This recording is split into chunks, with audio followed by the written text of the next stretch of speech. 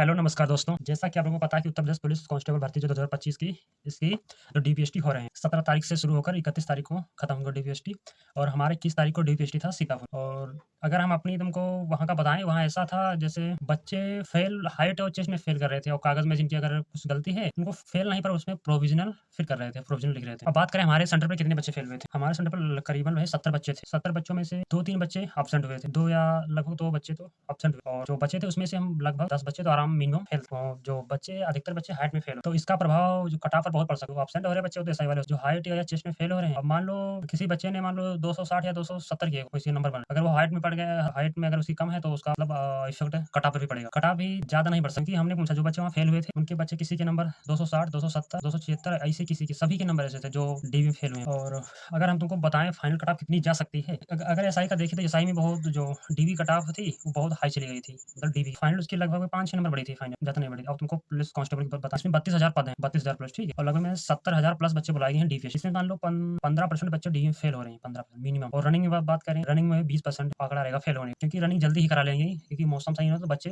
ज़्यादा फेल होने की संभावना। अब तुमको बताया फाइनल कितनी बढ़ेगी। देखो अगर कोई जनरल में है बच्चा, जनरल में उसके अगर डीबी कट ऑफ से अगर 5-6 नंबर ज़्यादा हैं तो उसका फाइनल सिलेक्शन हो जाएगा गारंटी। और ऐसे ईडब्ल्यूएस या ओबीसी इसमें भी 7-8 नंबर बढ़ेगी कट ऑफ फाइनल। और एससी की बात करें, एससी में मिनिमम भाई 10 नंबर तो बढ़ेगी कट ऑफ फाइनल। और ऐसे सभी हर कैटेगरी में 7-8 नंबर बढ़ेगी। अब देखो फाइनल कितनी जा सकती है। और अब तुमको हम अपने यहाँ के बता रहे हैं, क्योंकि हम जिस लाइब्रेरी में जाते थे, उस लाइब्रेरी में सिर्फ में ही डीबी में नाम आया है हमारा। और जिन बच्चों के 120, 115, 116 फिर उम्मीद लगा बैठे थे कि हमारा फाइनल हो जाएगा, उनका डीबी तक में भी नाम। अब बोलो इतना कंपटीशन का लेवल बढ़ चुका है। कंपटीशन का लेवल ये कहना गलत है, क्योंकि यहाँ पेपर का लेवल ही डाउन हो चुका है। कंपटीशन नहीं बढ़ा, अगर पेपर वही हार्ड होता तो इतनी कट ऑफ नहीं जाती।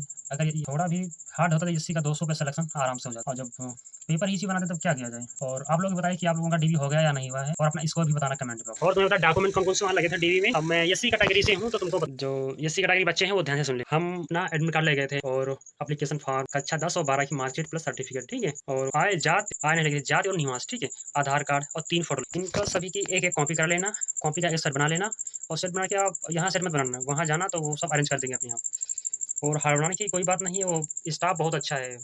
और हम तो जहाँ थे सीतापुर में बहुत अच्छा स्टाफ थे, वो अपने यहाँ सबकी मदद कर रहे थे। अगर किसी को कुछ प्रॉब्लम हो जाती है तो अगर तुम्हारा चेस्ट या में थोड़ी बहुत कम है, अगर तुम्हारी लंबाई पूरी है, मान लो चेस्ट में अगर 1 सेंटीमीटर तुम्हारा कम है तो पास कर देंगे। अगर लंबाई में तुम्हारा ये कुछ नहीं चलेगा, लंबाई तुम्हारी पूरी होनी चाहिए। और जो मैंने आपको जो डॉक्यूमेंट बताए हैं वो सभी लेके जाना, वहाँ घबराने की कोई चीज़ बात नहीं है, आराम से पास हो जाओगे, क्योंकि वो फुल मदद करते हैं वहाँ। बस डॉक्यूमेंट में अपना ये देख लेना कि जो हमारी मार्कशीट में होना चाहिए वही आधार पर सेम होना चाहिए, बिल्कुल सेम होना चाहिए। मतलब जो मार्कशीट और आधार पर बिल्कुल सेम होना चाहिए, और कुछ भी होगा तो वो चल जाएगा। अगर कुछ ज़्यादा दिक्कत हो तो एफिडेविट बनाओ। और हमारे ग्रुप में तो एक बच्चा था, वो कुछ एक डॉक्यूमेंट शायद भूल गया था, गलती से भूल गया होगा। तो वहाँ जब पहुँचा तो हमने पूछा कि तुम्हारे डॉक्यूमेंट कहाँ हैं? तो कहने लगा मैं भूल गया, लाया ना। तो उन्होंने कहा कि अभी जल्दी जाइए, जनसेवा केंद्र से निकलवा के लाइए। तो बोलो उन्होंने इतनी मदद की, उन्होंने टाइम दिया कि जाओ जल्दी इसको निकलवा के लाइए। मतलब वहाँ फुल मदद करते हैं तुम्हारी। और अगर तुम्हारे डीपीएसटी से 4-5 नंबर कम है, मतलब 4-5 नंबर ज़्यादा है, तो दूसरी की तैयारी कर लीजिए, क्योंकि कट ऑफ बढ़ेगी, इससे 7-8 नंबर तो आराम से बढ़ेगी। दूसरी तैयारी कीजिए। और भाई अगर डीपीएसटी के लिए जा रहे हो वहाँ, तुमको वहाँ 9 बजे से बिठा देंगे, वहीं 4 बजे छोड़ेंगे। अपना कुछ खाने-पीने का बंदोबस्त करके जाना, क्योंकि बैठाए-बैठाए वहाँ तक तुमको फिर बाहर तुमको नहीं निकलने, वहीं अंदर रहो। अगर टॉयलेट लगी है, टॉयलेट करके आओ, पानी तुमको वहीं मिलेगा। अब ये कहो कि हम वहाँ जाकर के समोसा या टिक्की खाकर आएँ, तो वो नहीं करने देंगे। अगर तुम्हारे पास बैग में कुछ, वहाँ बैठने से पहले इतना इंतज़ाम कर लेना, पार्ले ज़रूर खरीद लेना 5-5 वाले, धूप के टाइम आएँगे, पानी पी लेना, तुम्हारी भूख ज़्यादा भूख नहीं लगेगी। और बस इतना ही कहना था कि आराम से जाइए, कोई दिक्कत की बात नहीं है, आपका डीपीएसटी सही होगा।